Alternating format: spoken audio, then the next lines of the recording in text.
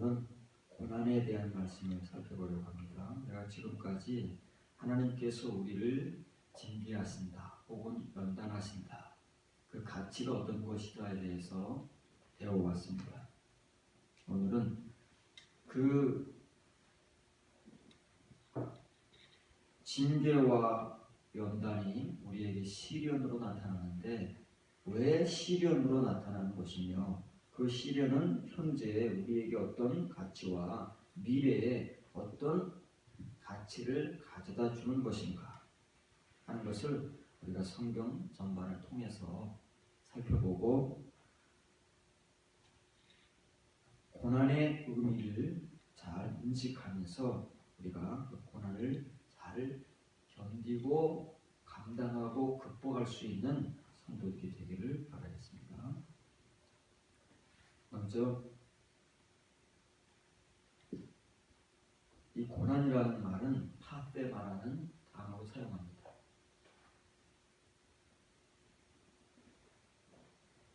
이미지 먼저 띄워주고요.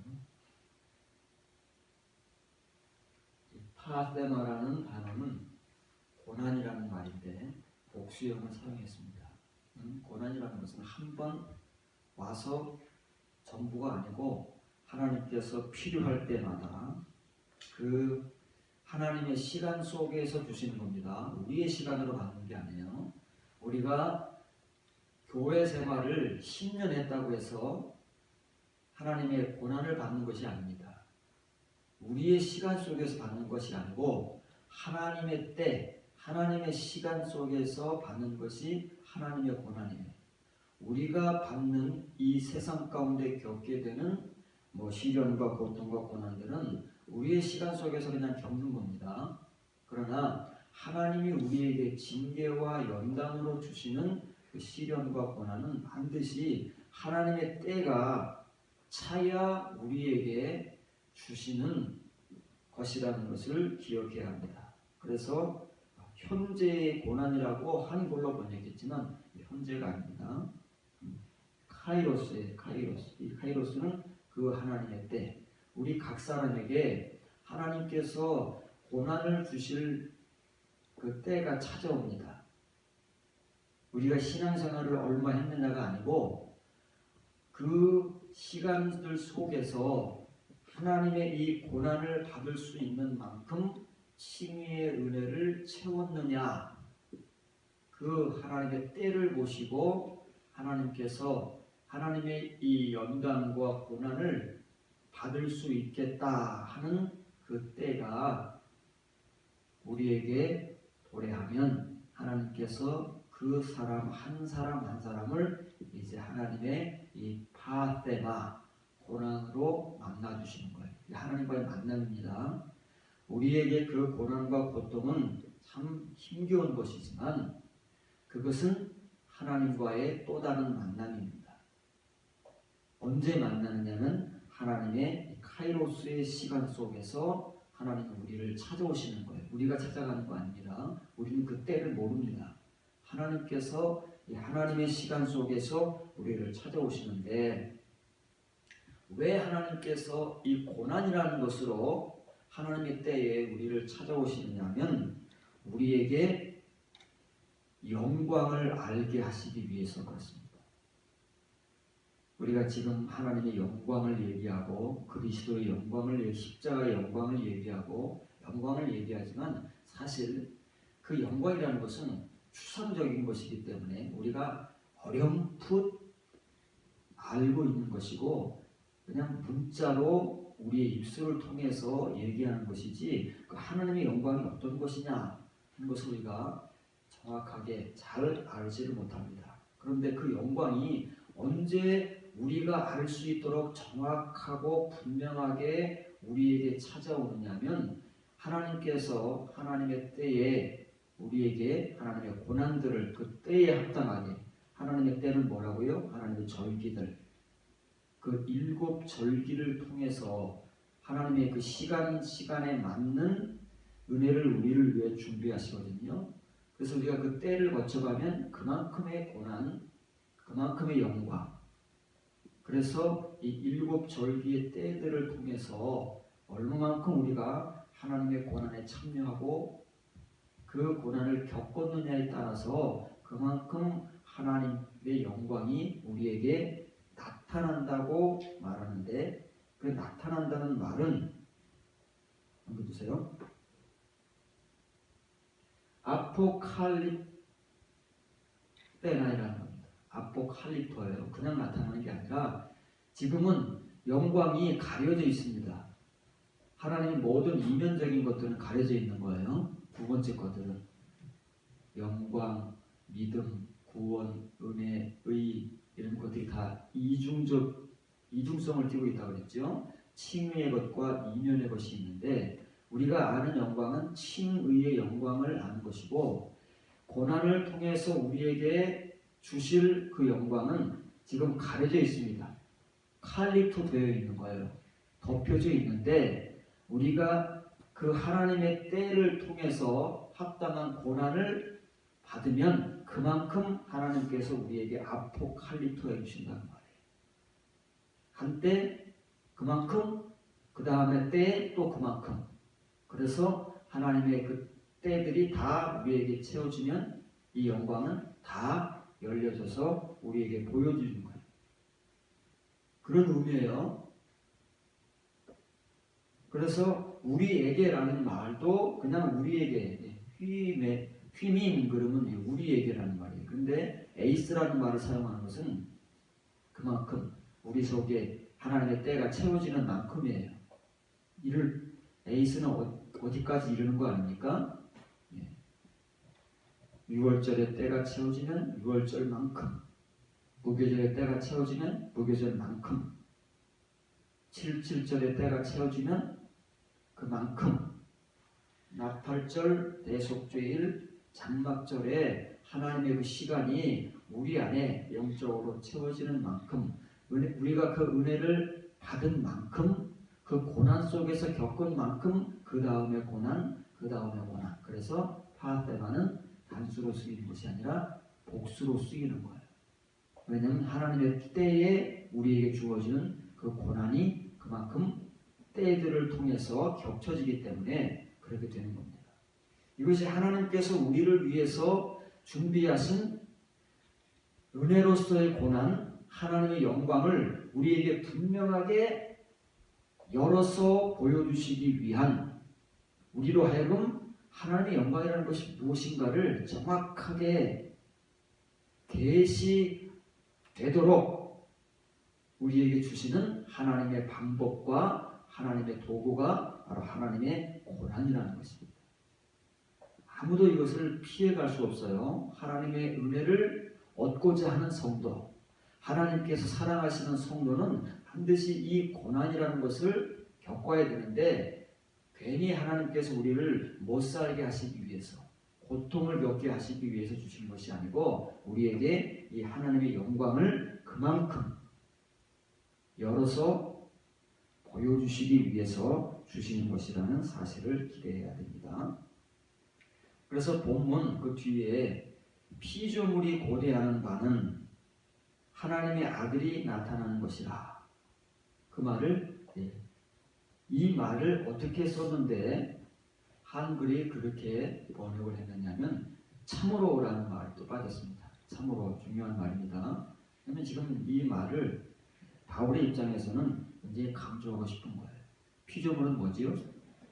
인간을 포함한 하나님께서 태초에 창조하신 모든 것들이 피조물입니다. 근데 우리 인간만이 인격을 가지고 있지 않습니까? 동물이나 식물, 다른 동물이나 식물, 그 기타 피조물들은 인격이라는 게 없습니다. 그럼에도 불구하고 그 피조물, 그라는 말을 지금 강조하는 거예요. 큰 글자로 썼지요. 그 피조물들의 그 간절한 기대가 있습니다. 인격도 없고 사고도 하지 못하는 그런 피조물들이 마치 인격을 가진 우리 인간인 양 바울은 표현을 하는 거예요. 하나님께서 이 세상에 인간과 더불어 창조하신 모든 피조물이 지금도 간절하게 소망하고 기대하는 그것이 있습니다. 그게 뭐냐면 하나님의 아들들의 드러남이라고 하는데, 그게 바로 또 아포칼립시스인 거예요. 피조물들도 지금은 하나님의 아들들이 누구인지를 모르는 거예요. 우리와 똑같아요. 왜? 하나님의 아들들이라는 것은 우리가 지난주에 배운 것처럼 하나님의 자녀에서 거듭남의 성도로 이룬 장성한 성도이기 때문에 누군지 몰라요. 우리 서로에게 지금 가려져 있기 때문에 누가 하나님의 자녀인가, 누가 하나님의 아들인가를 서로가 구분을 못합니다. 칼리토된 상태이기 때문에 그것을 하나님께서 하나님의 고난을 통해서 영광과 더불어 그 각 사람에게 아포칼리토를 해주신다는 거예요. 열어서 보여주신다는 거예요.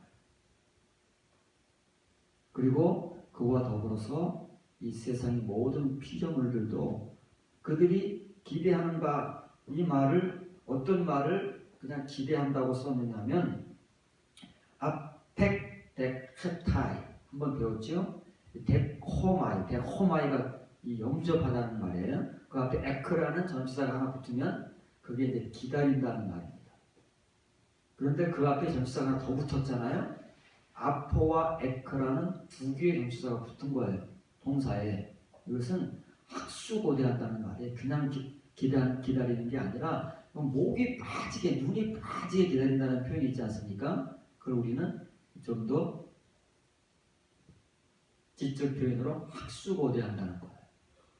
이 인격도 없다고 우리가 생각하는 하나님의 이 세상의 모든 피조물들이 하나님의 아들들이 하나님께로부터 아포칼립시스, 지금은 다 가려져 있는데, 감춰져 있는데 그것이 어느 날인가 다 열려져서 만천하에 드러나게 될 그때를 우리보다 더 학수고대, 우리는 잘 모르잖아요. 우리는 이런 사실조차도 몰랐는데 오히려 다른 피조물들이 학수고대하고 있다는 사실을 지금 바울이 강조하고 있는 거예요.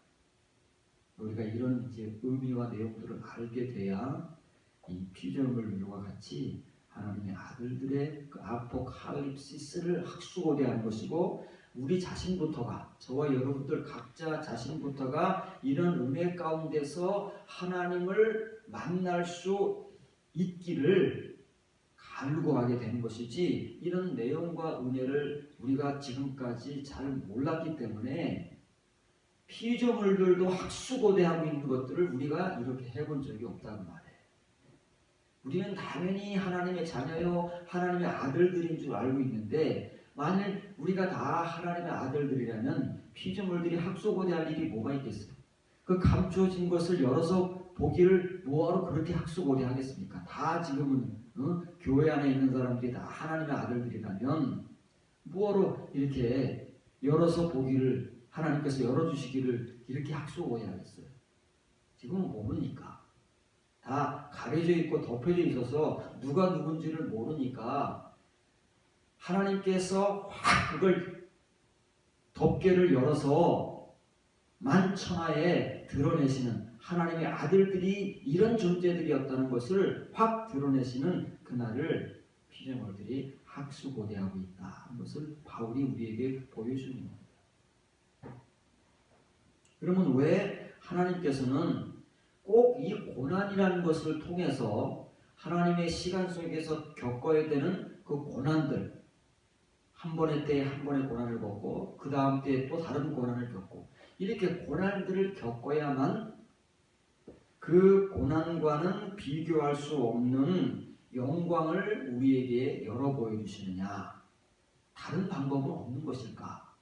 왜 꼭 우리가 고통을 겪어야만 하는 이 고난 외에는 다른 방법이 없이 이것만을 가지고 우리에게 하나님의 그 영광을 계시하시는 것일까 하는 이유를 히브리서 2장 9절에서 보겠습니다.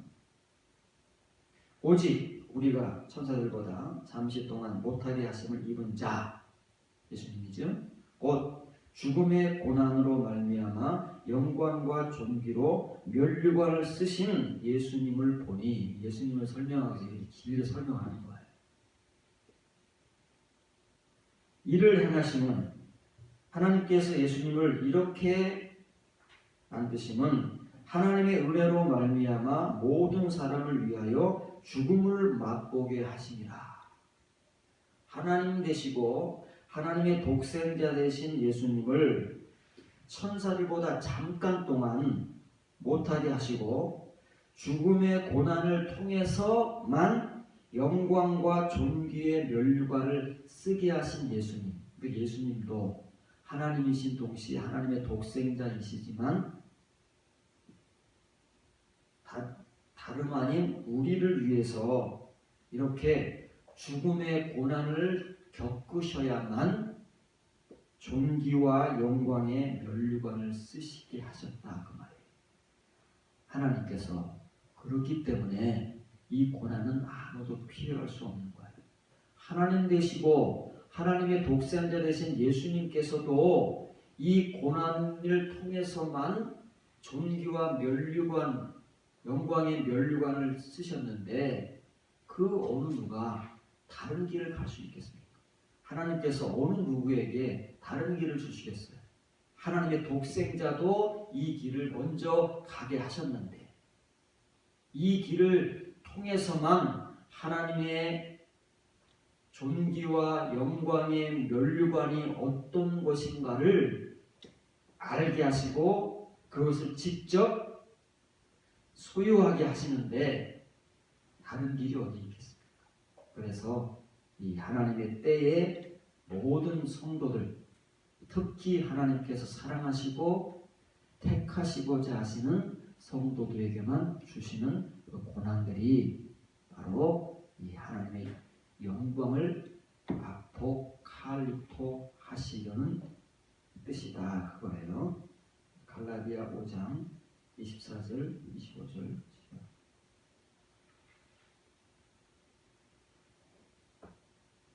그리스도 예수의 사람들은 육체와 함께 그 정욕과 탐심을 십자가에 못 박았느냐. 만일 우리가 성령으로 살면 또한 성령으로 행할지니. 이렇게 번역이 되어 있습니다. 직역을 먼저 하면 그리스도 예수의 사람들이 누군지 배웠습니다. 호이 크리스투에 대해서 배웠어요. 일반적으로 예수님을 믿는 사람들이 아니고 그 당시 갈라디아 교회에 바울이 서신을 쓰지 않습니까? 서신의 복음을 전하는데 갈라디아 교회 전체의 사람들이 그리스도의 사람들이 아니라는 거예요. 어느 교회건 그 당시 바울이 서신을 쓰건 베드로나 야고보나 요한이 서신을 쓰건 그 수신자들이 하나님의 교회 아닙니까? 하나님의 교회 안에 거하는 그 모든 사람들이 다 그렇다는 게 아니에요. 그리스도의 사람들이라는 게 아니에요. 누구만 그렇다고요? 호이 크리스토이, 작은 그리스도들, 또 참된 진리의 말씀들이 된 요한계시록 19장에서 하나님께서 이 땅에서 이렇게 예수 그리스도를 본받아서 예수 그리스도와 같이 된 자들, 그것을 바울은 그리스도의 사람들이라고 하는 거예요. 우리들을 말하는 게 아니고 하나님께서는 요한계시록에서 참된 말씀이 된 자들이라고 말씀하신다 그 말이에요. 갈라디아 5장 24절 25절을 잘 이해하셔야 돼요. 이런 사람들만이 그리스도의 사람들이라는 거예요. 그리스도를 닮아서 나중에 참된 하나님의 말씀이 되는 호 로고스인 예수님과 같이 호이 로고이들이 되는 하나님의 천국의 성도들이라는 거예요. 그리스도 예수의 사람들은 그 정욕들과 탐욕들, 우리 안에 꽉 들어차 있는 그 정욕과 탐욕들이 있어요. 예수님을 믿어도 없어지지 않는, 지금도 들끓고 있는, 꿈틀거리고 있는 그 정욕과 탐욕들과 함께 그 육체를, 이 정욕과 탐욕들이 어디에 들어있어요? 겉으로는 우리 육체 속에 들어있다는 말이에요. 우리 사고 속에 들어있지만 우리 육체 속에 함께 거하기 때문에 그것과 함께 육체를 십자가에 못 박았답니다. 누가요? 그리스도의 사람들이라는 거예요. 그냥 예수님 믿는 사람들 아닙니다. 바울이 말하는 그리스도의 사람들, 호이 크리스토이, 기름 부음 받은 자들은 본래의 메시아이신 그리스도처럼 기름 부음 받은 자가 된 하나님의 성도들은 자기의 정욕과 탐욕들과 더불어 그 육체를 지금 십자가에 못 박은 자예요. 예수님이 십자가에 못 박혀 죽으셨기 때문에 우리가 그 은혜에 동참했다, 그런 게 아닙니다. 그런 말이 아니고 예수님과 같이 지금까지의 신앙생활을 통해서 이런 은혜를 하나님 앞에 겪어서 진짜 우리 각자의 정욕과 그 탐심들을 십자가에 못 박은 경험이 있는 사람들을 말하는 거예요. 근데 이 사람들은 누구라고요? 하나님의 고난들을 통해서 하나님의 때에 하나님의 시간들 속에서 하나님의 고난들을 겪으면서 나온 사람들만이 이 예수님께서 죽음의 고난을 통해서 존귀와 영광의 면류관을 쓰신 것 같이 그리스도의 사람들은, 다시 말하면 메시아이신 그리스도와 같이 기름 부음을 받은 작은 그리스도들이 된 성도들은 바로 이런 존재들이다, 그 말이에요. 그러면 이런 사람들을 어떻게 표현하는가 보세요. 이렇게 말만 하면 이제 구분이 잘 안 돼요. 우리도 십자가에 죽으신 예수님을 믿고 그 예수님께서 십자가에 죽으심으로 우리도 함께 십자가에 못 박혀 죽었다고 가르친 교리를 믿고 있기 때문에 그 말인지 다른 말인지 구분이 잘 안 된다고 말이에요. 지금 바울은 다른 말을 하는데 우리는 우리가 알고 배운 그 교리로 인식하고 있기 때문에 이 말이 그 말인 줄로 지금도 전하고 가르치고 배우고 있다고 말이에요. 그럼 이제 이 말을 바울이 이제 우리의 실제적인 삶 속에서 어떻게 나타나느냐 하는 것을 증거하는 거예요. 만일 우리가 영으로 말미암아 살고 있다면 그 정욕과 탐욕들을 십자가에 자기 육체와 함께 못 박은 사람들은 영으로 말미암아 사는 사람들이에요. 영에 대한 설명은 충분히 했지 않습니까? 그런 사람들이 영으로 사는 사람들이라고 말해. 자, 그러면 또 많은 사람들이 영으로 살고 있다, 영적으로 살고 있다 이렇게 말을 하니까, 그렇다면 그것은 어떤 의미냐면 그것은 또한 그러면 곧 그 말이에요. 성령으로 말미암아 행할지니, 그 말이 아닙니다. 열을 지어 따르고 있느니라. 행한다는 말은 뭐 에르고, 포이에오 그런 말이잖아요. 그런데 오늘 본문에서 쓰인 이 단어는 스토이호멘이라는 말이에요. 스토이호라는 말은 열을 지어 따르는 거예요. 이게 무슨 말이냐면 구약 성경에서 많이 사용되는데, 이게 성서에서 보면은 이렇게 떡상에 6개씩 두 줄로 떡을 진열하다, 배열하다는 뜻이 의미입니다. 배열하다는. 그리고 또 하나는 하나님께서 이스라엘 백성들을 애굽에서 이끌어내셔서 광야로 인도하셨잖아요. 그럼 성막을 만든 다음에는 낮에는 구름이 움직이면 성막을 걷고 이스라엘 백성들이 이제 이동을 해야 돼요. 그걸 뭐라고 하냐면 행진이라고 합니다. 한글로는 뭐 진행한다고 그러는데 그거는 진군이라는 말이에요. 그 당시 이스라엘 백성들을 무엇으로 표현하냐면 하나님의 군대로 표현하는 거예요.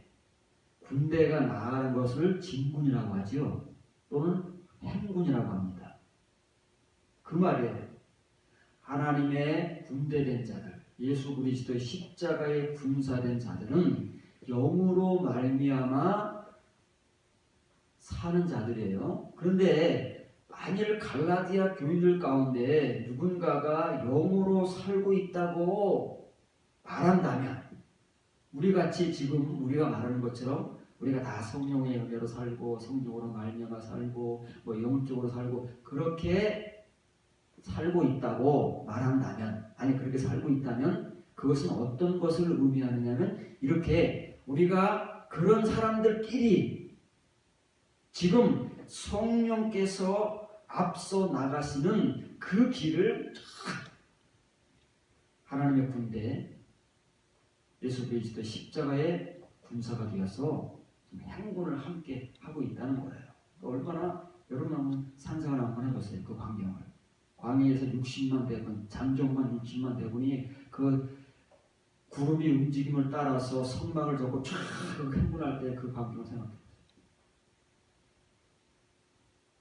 오늘 우리가 영으로 산다는 것은 추상적이거나 교리적인 것이 아니고 우리 실제 삶 속에서 성령을 따라서 지금 그렇게 함께 행군하고 진군하고 있다는 거예요. 어디를 향해서요? 하나님 나라를 향해서. 하나님 나라를 소유한 자이기 때문에 지금 미래에 실제적으로 주어질 그 하나님의 나라를 향해서 성령님과 함께 영과 더불어 지금 진군하고 있는 당사자다. 그 사람이 자기 탐심으로 살겠습니까? 자기 욕심으로 살겠습니까? 십자가를 못 받겠다니까요. 말로만 그런 것이 아니고 교리적인 것으로만 그런 것이 아니라 실제적으로 못 박았기 때문에 지금 이렇게 성령의 뒤를 따르면서 살고 있다는 거예요. 이게 바울의 복음인 거예요. 로마서의 복음이고 갈라디아서의 복음이에요. 우리는 이 모든 말들을 그냥 우리가 아는 친의의 교리적 복음으로서만 받아들이고 믿고 있기 때문에 우리에게는 아직도 그 우리의 욕심, 그 탐욕, 탐심들을 해결하지 못한 채 살아가고 있지만, 그러나 그리스도의 사람들은, 호의 그리스도인들은 십자가에 못 박았어요. 그렇게 살지 않는다는 말이에요. 못 박았으면 죽은 거예요. 그 죽음에 은혜에 동참했다는 것이 아니라 자기도 예수님과 같이 그렇게 자기를 십자가에 못 박았다는 거예요. 그래서요, 예수님께서 베드로에게 말씀하신 것처럼 내 십자가, 내 십자가는 뭐예요? 예수님의 십자가는 어떤 겁니까? 예수님이 친히 그 육체로 달려 죽은 십자가가 예수님의 십자가예요. 그럼 내 십자가는요? 내가 친히 예수님과 같이 이런 고난을 통해서 하나님의 때에 하나님께서 우리에게 주신 그 고난들을 통해서 십자가에 내가 죽은 그 십자가 내 십자가입니다. 그 십자가를 지고 예수님을 따라오라잖아요. 여러분 십자가를 지고 있습니까? 여러분 십자가가 있습니까? 우리가 이런 의미들을 잘 모르면, 이런 은혜 가운데 우리가 살고 있지 못하면 하나님의 모든 말씀을 그나마 교리, 신학으로만 배워서 하는 거예요. 그래서 우리에게 그것이 실제로 드러나야 하는 이 거룩하고 영적인 삶이 우리에게는 부재한 거예요. 그것을 찾자는 말이에요. 바울은 그것을 위해 지금 피 터지게 복음을 전하는 거예요. 각 교회들에게. 우리가 그 말을 좀 이제 알아듣자, 그러는 거죠. 베드로전서 4장 12절 13절입니다. 성경의 이 고난과 영광에 대한 가장 핵심적인 성경 구절이 바로 이 베드로전서 4장 12절 13절입니다. 이 말씀을 우리가 잘 오늘 이해하고 받아들일 수 있다면, 아니 앞으로 우리의 신앙생활 속에서 경험으로 겪고 가져서 이런 은혜를 통과할 수 있다면 우리는 지금까지와는 전혀 다른 그리스도인의 모습을 갖게 되는 거예요. 지금까지 살아왔던 이 연약하고 무기력한 우리의 모습과는 전혀 다른 하나님의 성도의 모습을 갖게 된다 그 말이에요. 사랑하는 자들아, 너희를 연단하려고는 불시험을 이상한 일 당하는 것 같이 이상히 여기지 말고 오히려 너희가 그리스도의 고난에 참여하는 것으로 즐거워하라. 이는 그의 영광을 나타내실 때에 너희로 즐거워하고 기뻐하게 하려 함이라. 한글 번역입니다. 아주 화살표도 이 직역을 이제 보면 너희를 향한 시험, 페이라스모스예요. 페이라스모스는 우리를 테스트하는 겁니다. examination, 시험 치르는 거예요. 하나님께서 우리를 향한 그 시험이 어떤 것으로 시험으로 임하느냐면 피로세이, 피르는 불입니다. 호세이는 뭐뭐 같이예요. 불같은 것으로 임한다는 말이에요. 이게 무슨 말이잖아요. 하나님의 시험이 얼마나 강렬하면 우리에게 그 시련과 고난이 불같은 것으로 온대. 그 한글 번역은 여기에 대해서만 정말 잘했어요. 불시험이라, 불시험. 불시험이 아니라 불시련입니다. 불시련, 불고난, 불같은 것으로 우리에게 하나님이 시험을 하십니다. 이걸 견딜 수 있나, 견딜 수 없나.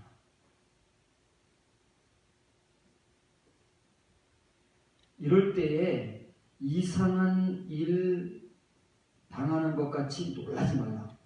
뜨거워하잖아요. 불이 임하면 뜨겁잖아요. 뜨거우면 안 놀라는 사람이 어디 있겠어요. 여러분, 뜨거운 물에 데려야 뜨거 하잖아요. 놀라지 말라. 당황하지 말고 놀라지 말라. 그것은 하나님께서 우리를 시험하시기 위해서 주시는 불같은 시련이다 그 말이에요. 그러지 말고 그리스도의 고난들, 여기도 파테마예요. 파테마타. 로마서 8장 18절에서 바울이 말하는 하나님의 때에 주어지는 고난들이에요. 하나님의 때를, 하나님의 시간을 감당할 수 있는 성도들에게만 주시는 것이지 아무에게 주시는 거 아니라고 그랬죠. 그 고난들에 동참하는 만큼이에요. 한글은 그리스도의 고난에 참여하는 것으로 즐거워하는, 그러니까 고통을 당하는데 어떻게 즐거워하겠습니까? 이건 미친 소리예요.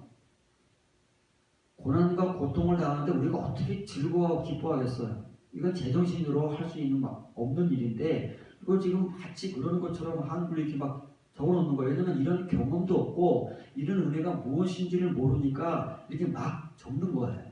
그런데 이것을 아는 베드로나 바울 같은 사람들은 이렇게 못 적습니다.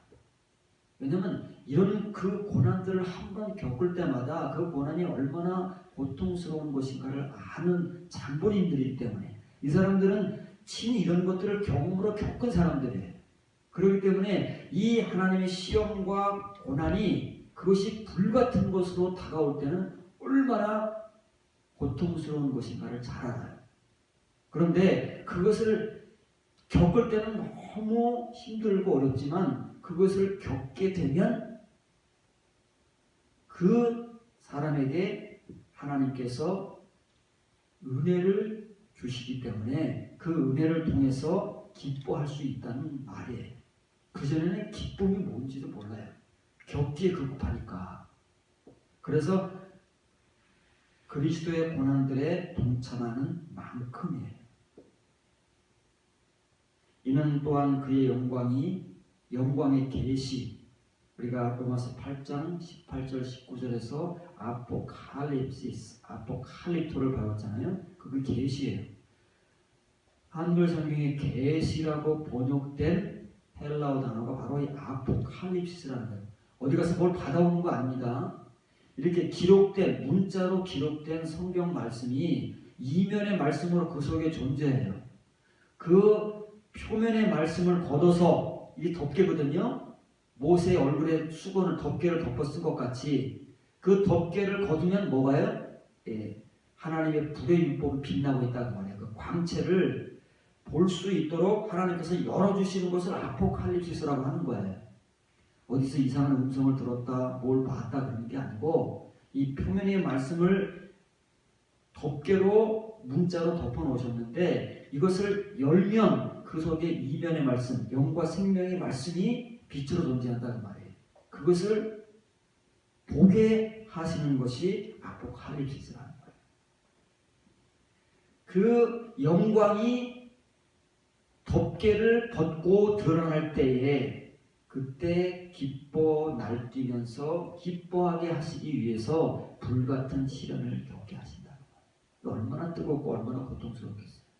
그러나 이것들을 하나님의 시험을 통해서 겪고 감당하는 만큼 기뻐할 수 있는 거예요.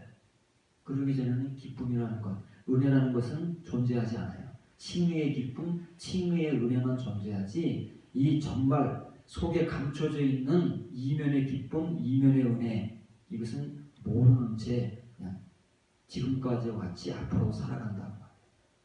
그런데 이 베드로의 복음을 듣고 이 복음을 깨달을 수 있는 귀가 뚫려지고 그 귀 속으로 에이스 아쿠오 말씀이 쑥쑥 들어오잖아요. 그러면 그 사람은 이 고난을 불같은 시련을 받았다는 의미예요. 하나님의 때에 그 사람이 하나님의 시간 속에서 겪어야 할 하나님의 고난을 겪어왔기 때문에 이 말씀을 들을 수 있다는 거예요. 이제 띄워주세요. 왜 그리스도의 고난들에 동참하는 만큼이냐면 이 카토라는 전치사가 뭐뭐하는 만큼이에요. 그만큼. 이거와 비슷한 전치사 하나 배웠죠. 호소스. 그거만큼이에요. 그 이상도 그 이하도 아니다. 하나님의 은혜는 칭의 은혜는 막 주시는 거예요. 공로 없이 행위 없이 모든 사람이 다 주시는 것이지만 이 이면의 은혜는 절대 그렇게 막 주시지 않습니다. 그만큼만 주시는 거예요. 그 사람이 하나님의 시험을 통해서 그 불같은 시련을 겪은 만큼만 주시는 것이고 그만큼만 기쁨과 은혜를 경험하고 갖는 거예요. 코이노네이테라는 말은 동참하다는 말, 동참. 우리가 그리스도의 고난을 은혜로 받는 게 아닙니다. 그건 칭의 은혜예요. 예수님께서 우리를 위해서 십자가에 못 박혀 죽으셨습니다. 그때 우리도 함께 십자가에 못 박혀 죽은 것입니다. 언제 우리가 거기에 동참해 왔어요? 언제 그 실제적 고난에 동참해 왔냐? 다 교리로만 배웠죠. 교리로만 그렇다고 하니까 아멘하고 우리가 지금까지 그렇게 인식하고 있는 것이지 성경은 그렇게 말한 적이 없어요. 지금 말하잖아요. 불같은 시련에 참여해라 그 말이에요. 그 교리에 참여하는 것이 아니고 그런 실제적 하나님의 불같은 시련, 고난, 그것이 그리스도가 겪은 고난들이다 그 말이에요. 예수님도 우리같이 교리적으로 고난을 겪으셨으면 우리도 그렇게 겪으면 돼요. 그런데 예수님은 친히 그 육체에 모든 하나님께서 주시고 그분이 받으셔야 할 그 고난들을 다 겪고 급기야는 죽음의 고난까지 겪은 거잖아요. 그렇게 하라는 거예요. 얼만큼 우리가 그 예수님께서 친히 겪으신 고난들에 동참했느냐 그만큼 뭐예요? 그래서 킹 제임스 버전과 뉴 킹 제임스 버전에서는 in as much as 혹은 in so much as 그만큼이에요. 그만큼. 이게 지금 정확한 번역이에요.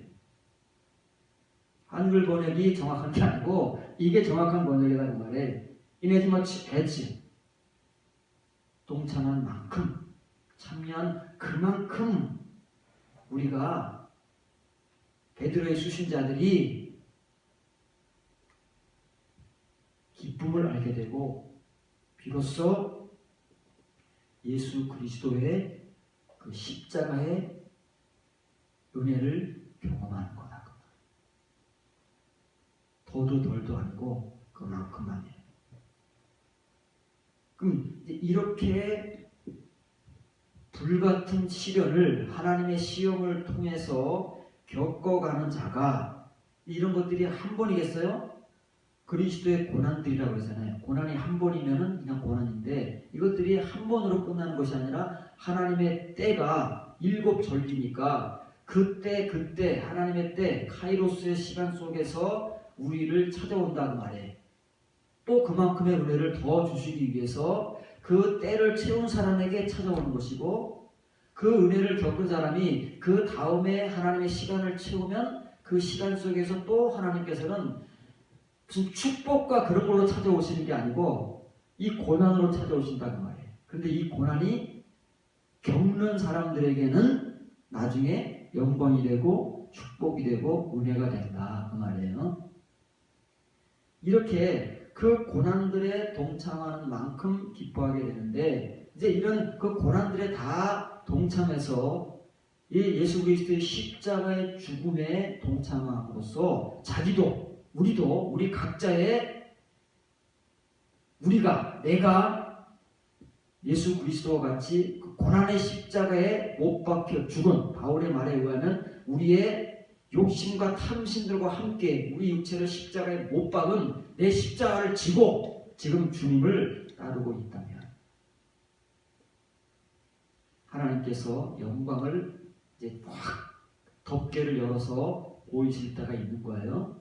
이 영광은 어떤 영광이요? 이면의 영광. 우리가 아는 그 표면 칭의 영광이 아니고 감춰져 있는 이면의 영광을 계시 때라는 말은 아포칼립시스, 확 덮개를 열어서 모든 사람이 알고 볼 수 있도록 열어주시는 그때에 이렇게 하나님의 불시련을 통해서 예수 그리스도의 고난들에 동참한 그만큼 기뻐 날뛰면서요. 즐거워하고 기뻐하라는 말이에요. 이 기뻐 날뛰다는 말은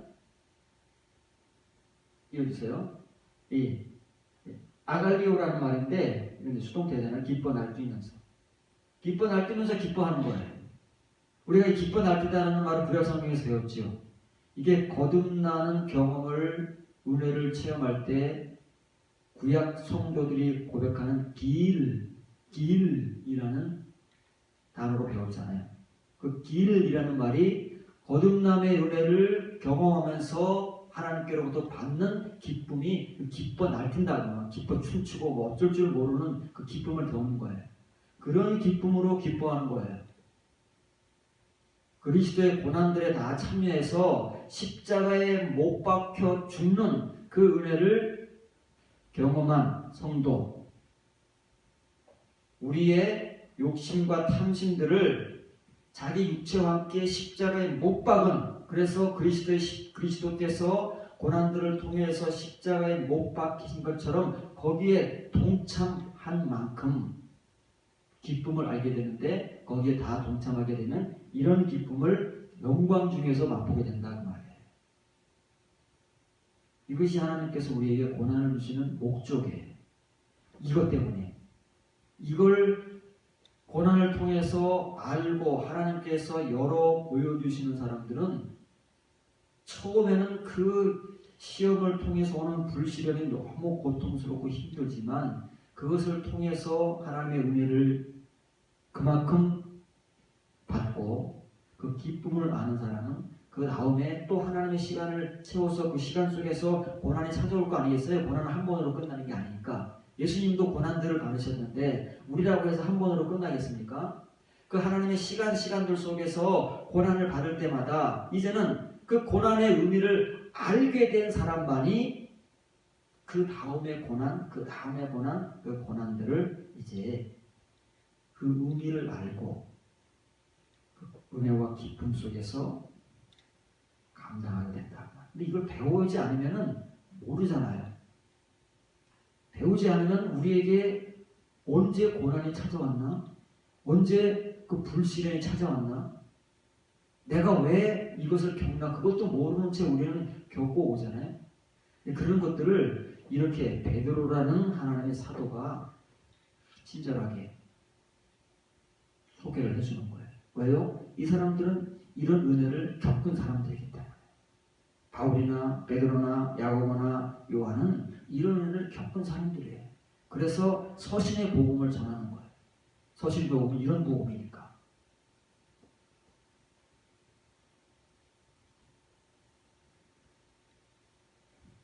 고린도후서 1장 4절 9절입니다. 하나님은 우리의 모든 환난 중에서 우리를 위로하사 우리로 하여금 하나님께 받는 위로로서 모든 환난 중에 있는 자들을 능히 위로하게 하시는 이시로다. 그리스도의 고난들이 우리에게 넘친 것 같이 우리가 받는 위로도 그리스도로 말미암아 넘치는도다. 이 사역자들이에요. 하나님의 사역을 하는 사람들은 먼저 이런 내용과 이런 시간과 이런 은혜들을 겪어야 돼요. 그래야만 왠지도 모르게 이러한 시련 속에서 있는 환난을 겪는 사람들을 위로할 수가 있는 거예요. 그렇지 않으면 왜 그런지, 언제 끝나는지, 언제 이것을 받는지, 이 고난의 목적이 무엇인지 이런 것들을 알지 못하기 때문에 그냥 묵묵부답 버버린 거예요. 하나님께서 왜 이런 불시련들을 통해서 하나님의 은혜를 주시느냐 하면 이런 사람들이 사도요, 사역자요, 선생이 되는 거예요. 그래야만 자기 뒤에 자기가 걸어온 그 길을 걸어오면서 이렇게 하나님의 고난, 불시련, 환난들을 겪고 있는 성도들에게 그 내용들을 자세하게 설명해 주면서 소망을 주면서 인내하도록 위로할 수 있다 그 말이에요. 이것을 위해서 하나님께서 먼저 우리의 모든 환난 중에서 우리를 위로하시는 거예요. 환난을 통해서. 왜요? 나중에 너희와 같이 이렇게 환난과 고난들과 불신을 당하는 신자들을 위로하고 인도하라고. 그래서 이것을 겪은 사람들, 이런 내용을 알고 이런 은혜 가운데서 하나님께서 아포칼립시스에 주시는 그 영광을 보고 가진 사람들만이 하나님의 사역자가 되는 것이고 하나님의 말씀의 종들이 되는 거예요. 이 사람들이 하나님께서 보내신 하나님의 말씀을 하는 타레마타를 하는 하나님의 종들이다 그 말이에요. 예수님께서 말씀하신. 마지막으로 골로새 1장 24절입니다. 나는 이제 너희를 위하여 받는 괴로움들을 기뻐하고 그리스도의 남은 환난을 그의 몸된 교회를 위하여 내 육체에 채운다. 이 말이 무슨 말이냐? 바울이 이제 이런 말을 했어요. 골로새 교인들을 향해서. 근데 이 말을 우리가 지금까지와 같이 이해를 또 해버리면 아무 의미가 없는 거예요. 바울이 하는 말은 우리는 이해를 못하고 우리가 이해하는 말, 우리의 말로 해버리고 지금까지와 같이 끝이다 그 말이에요. 바울이 무슨 말을 하고 있는가를 이해를 해야 이 복음을 이해하는 것이고 우리도 바울과 같이 할 수 있는 것이지 바울의 말을 이해하지 못하는 바울의 복음과 우리는 전혀 관계도 없고 바울이 가는 길을 우리가 갈 수도 없는 거예요. 그냥 우리 길만 열심히 가고 있다 그 말이에요. 이제 지금이라는 말을 크게 강조하잖아요. 지금 바울이 어떤 일을 겪고 있느냐 하는 것을 우리가 봐야 돼요. 지금 바울이 겪고 있는 일을 우리가 알아야 과거에 바울이 겪은 일을 아는 거예요. 바울이 지금만 이런 일을 겪은 것이 아니고 과거에도 겪었지 않겠어요? 바울이 환난을 고난을 받고 있다면 지금만 고난을 겪고 있겠습니까? 과거에도 겪었겠지요. 그러면 바울이 지금 말하는 고난들과 과거에 겪은 고난들이 어떤 차이가 있으며 지금 말하는 그 고난들은 어떤 것인지를 우리가 먼저 이해해야 바울이 뒤에 하는 말들을 이해하고 우리도 그렇게 할 수 있다는 말이에요. 그런데 이걸 모르는 사람들은요, 전혀 바울이 하는 것을 행하지도 못하고 이해하지 못하기 때문에 가르치지도 못하고 그저 딴 세상의 것들, 복음이 아닌 성경이 아닌 것들을 열심히 우리의 말로 그라마로만 얘기를 하고 있다는 말이에요. 바울은 지금 골로새 교인들을 위하여서 받는 고난들을 기뻐한대요. 지금도 바울은 고난들을 겪고 있어요. 근데 그건 바울 자신을 위해서 겪는 게 아니에요. 바울 자신을 위해서 겪는 고난과 환난과 불시련들은 다 겪었어요. 이미 바울은. 그래서 이 복음을 전하는 거예요. 그 은혜를 받았고 그 영광을 계시 가운데 확실하게 보고 그것을 소유하고 있기 때문에 이 서신의 복음을 전할 수 있다는 말이에요. 근데 바울이 지금 겪고 있는 그 고난들은 바울을 자신을 위해서 겪는 게 아니라 누구를 위해서 겪는다고요? 골로새 교인들을 위해서 겪는 거예요. 지금 칭의의 교회들 바울의 복음을 통해서 이미 교회가 세워지고 그 속에서 지금 신앙생활을 계속 해오고 있는 그 교인들을 위해서 바울이 지금 겪지 않으면 그들을 위해서 겪지 않으면 안 되는 고난들이 있대요. 그런데 바울은 그 고난들을 기뻐한답니다. 왜 기뻐한다고요? 바울 자신이 베드로의 복음과 같이 그만큼 겪어온 사람이기 때문에 기쁨을 아는 거예요. 겪지 않은 사람은 바울이 말하는 이 기쁨을 몰라요. 문자로만 읽고 아는 거예요. 바울은 그것들을 다 겪었기 때문에 지금 골로새 교인들이 겪지 못하니까 바울이 대신 겪는 거예요. 앞으로 골로새 교인들을 자기들이 직접 겪어야 돼요. 골로새 교인들이 직접 겪지 않으면 이 바울의 은혜에 참여할 수가 없어요. 그리스도의 고난에 동참해야만 그만큼 기뻐할 수 있는 거예요. 바울과 같이. 그런데 골로새 교인들이 지금 그걸 모르기 때문에 바울이 그들을 위해서 대신 고난을 받고 있는데 그것들을 기뻐한다. 바울이 대신 겪어준다고 해서 골로새 교인들은 패스되는 게 아니에요. 무임승차하는 게 아니다 그 말이에요. 아직 이 내용들을 모르기 때문에 대신 겪어주고 있지만 골로새 교인들을 역시 겪어야 되는 거예요. 베드로의 수신자들이 겪어야 하듯 그리스도의 남은 환난을 그의 몸된 교회를 위하여 네 육체에 채우라. 골로새 교인들을 위해서만 골로새 교회를 위해서만 겪는 게 아니에요. 다른 교회 고린도, 갈라디아, 로마, 에베소, 빌립보, 데살로니가 모든 교회 베드로가 전하는 그 가파도기아, 비두니아, 갈라디아, 본토, 아시아에 있는 모든 교회 그 당시에 세워진 모든 교회에 이 사도들은 서신의 복음을 전하잖아요. 그 교회들을 위해서 바울이 이 고난을 겪어야 된대요. 그런데 그 바울이 왜 겪어야 되냐면 그것은 다름 아닌 그리스도의 몸된 교회를 위해서 바울의 육체에 채워야만 되는 고난이에요. 여기를 설명하겠습니다. 바울이 1차, 2차, 3차 전도 여행을 통해서 교회들을 세우잖아요.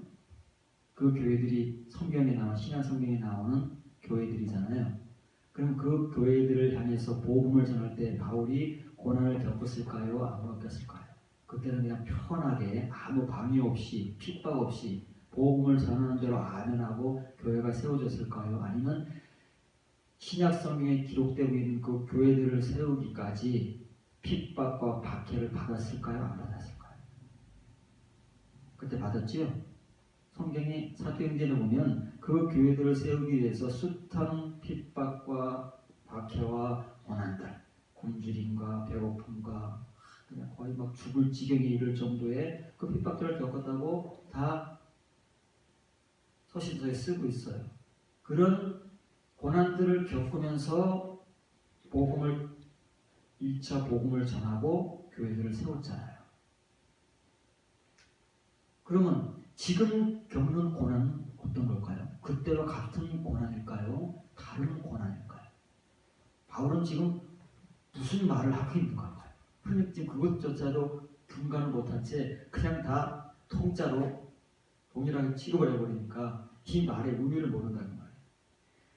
그리스도의 남은 환란이 도대체 뭐냐? 아니 지금 그리스도께서는 이미 다 그 고난들을 죽음으로 겪고 십자가에 못 박혀 죽으셨는데 뭐가 남았냐고 말이에요. 바울은 뭐가 남았대요. 이 남았다는 것은 누가 겪어야 되는 거예요?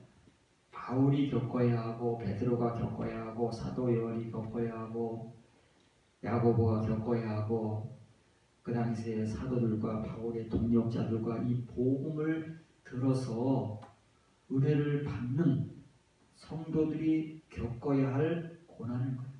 그리스도께서 고난을 받았다고 해서 그게 끝이 아니라니까요. 우리가 거기 뭐 은혜에 참여했네, 우리를 위해서 대신해줬네, 그런 게 아니에요. 우리가 거기에 참여해야 되기 때문에 실제적으로 동참해야 되기 때문에 아직도 남아있다는 거예요. 그게 남았다는 표현이에요. 이게 한글적 표현이고 이게 남았다는 말이 뭐냐면 우리가 반복해서 배우는 피스테 레마타라는 말이에요. 결핍돼 있어요. 왜 결핍돼 있냐면 이걸 몰라요. 아직 우리는. 골로새 교인들도 모르고 다른 교인들도 몰라요. 바울만 아는 거예요. 베드로만 아는 거예요. 야고보와 요한만 아는 거예요. 그리스도의 고난이 무엇인지, 왜 교회들이 그 고난에 동참해야 되는지 모르잖아요. 그래 복음을 전하는 거 아니에요. 베드로가 복음을 전하고 바울이 복음을 전하는 거 아니겠어요. 아는 사람밖에 이걸 모른다는 거예요. 지금 어느 교회도 이걸 몰라요. 오늘날 우리 교회들도 이걸 몰라요. 우리가 어떤 고난에 얼마큼 동참해야 예수 그리스도의 십자가의 죽으심에 정말 동참하는 건지 가르쳐보지도 못하고 배워보지도 못했기 때문에 모르는 거예요. 그 당시에 교회들과 같이 그냥 그 상태로 있는데 지금 베드로와 바울이 그런 교회들을 향해서 이 불시련의 고난들의 복음을 전하는데도 우리는 그냥 늘 듣는 우리의 말, 우리의 수준에서 들어버리니까 바울이 골로새 교인들에게 이런 말을 하고 있는데 뭔지를 모르는 거예요. 무슨 말을 하고 있는지 못 알아들으니까 그냥 지금 우리는 아직까지도 우리 말로 이 바울의 고난을 얘기하고 그리스도의 남은 고난을 얘기하고 베드로의 불시험을 얘기하고 있는 거예요. 우리가 아는 만큼만 얘기하는 것이지 모르는 건 말을 못한다니까요. 말하고 싶어도. 이 피스테 레마타라는 거는 뭐예요? 레마가 부족한 거예요. 레마의 은혜를 알지 못하면 고난도 모르는 거예요. 고난을 겪어야 레마를 듣는다니까요. 하나님의 시간 속에서 그만큼의 파테마, 하나님의 고난을 겪는 자가 레마, 토레마 한마디를 들을 수 있는 거예요. 그때가 시작인 거예요. 하나님께서 왜 고난을 주신다고요? 영광을 보게 하시기 위해 주시는데 그 고난 속에서 이 레마가 들려지는 거예요. 레마의 말씀을 듣게 하시기 위해서 고난을 주시는 거예요. 모든 것은 하나님의 말씀을 통해서 오기 때문에.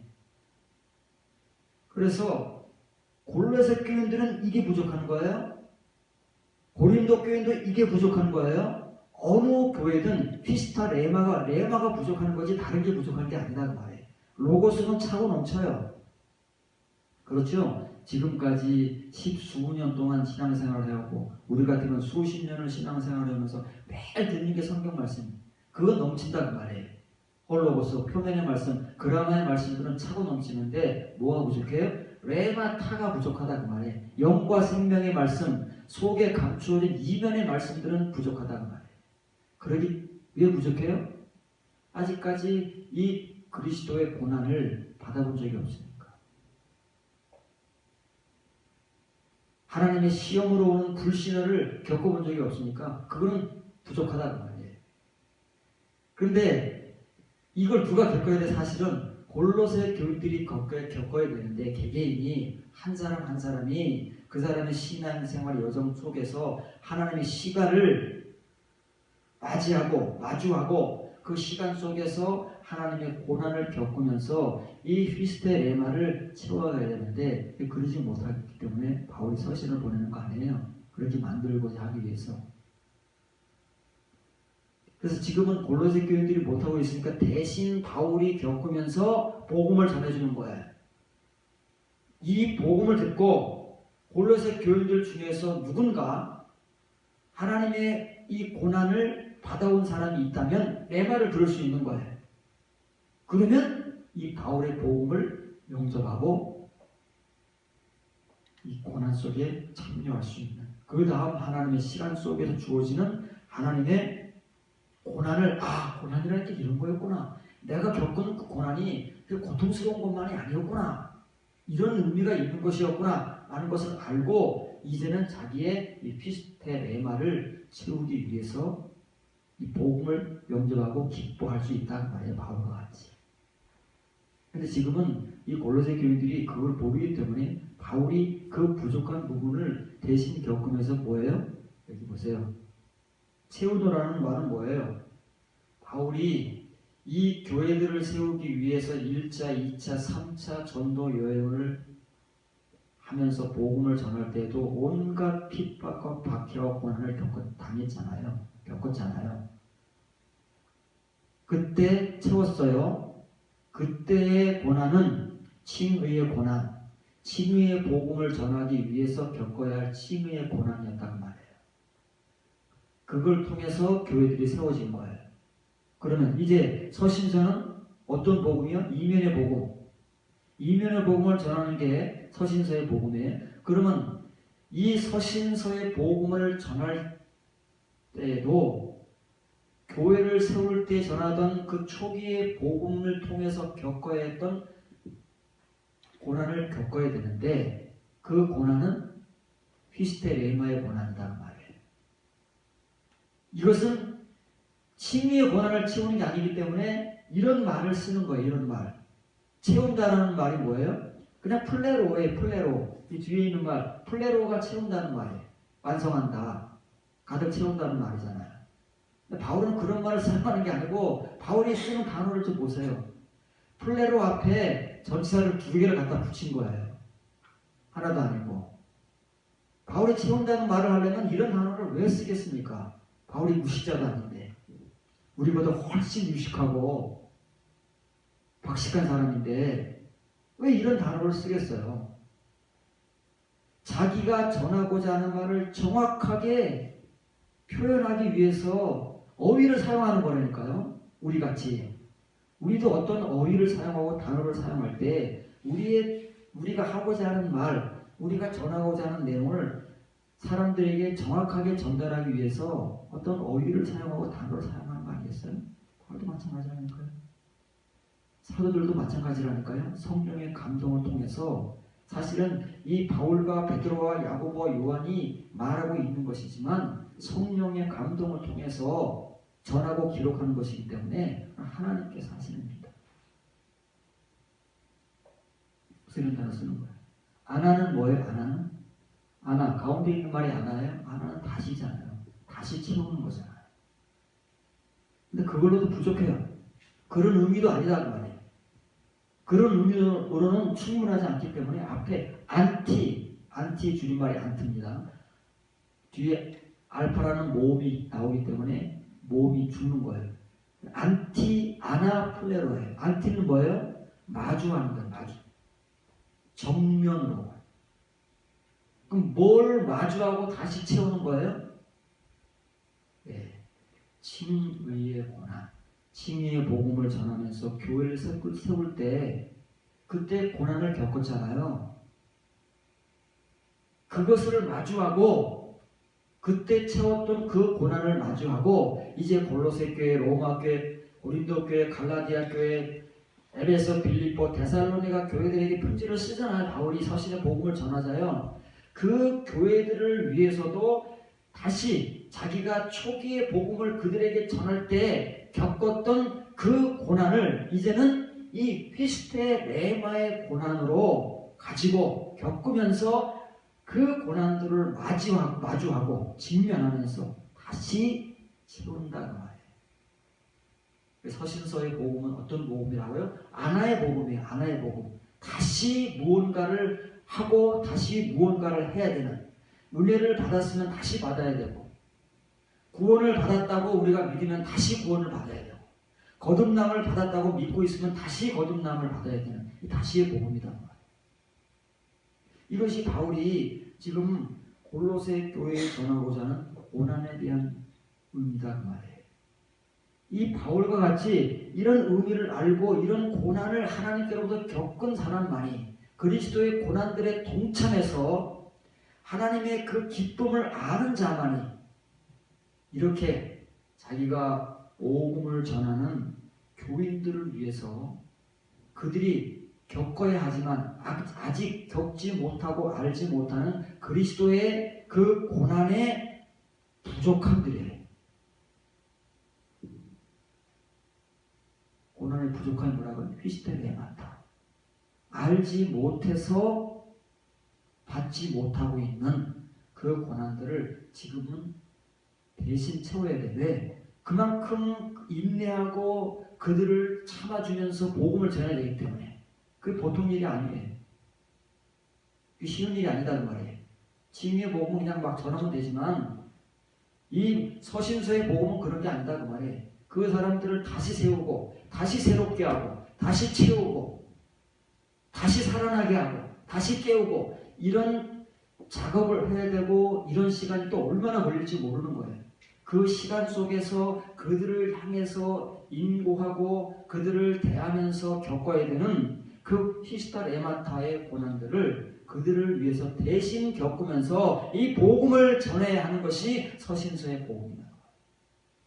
바울은 지금 이중의 고난을 겪으면서 자기가 충분히 겪어왔음에도 불구하고 하나님에 의해서 그것은 하나님께서 이제 하나님의 백성들을 위해서 위로할 수 있는 사역자로 세우기 위해서 바울 개인에게 주신 것이니까 바울은 자기가 개인으로 다 받았지만 복음을 전해서 교회를 세워야 하는 그 사람들을 위해서 칭의의 고난을 겪은 것이고 칭의의 복음을 통해서 교회가 세워져서 신앙생활을 잘하고 있는 그 교회들을 향해서 서신서의 복음을 전하는데 이 서신서의 복음을 전하기 위해서는 또 고난을 대신 겪어야 돼요.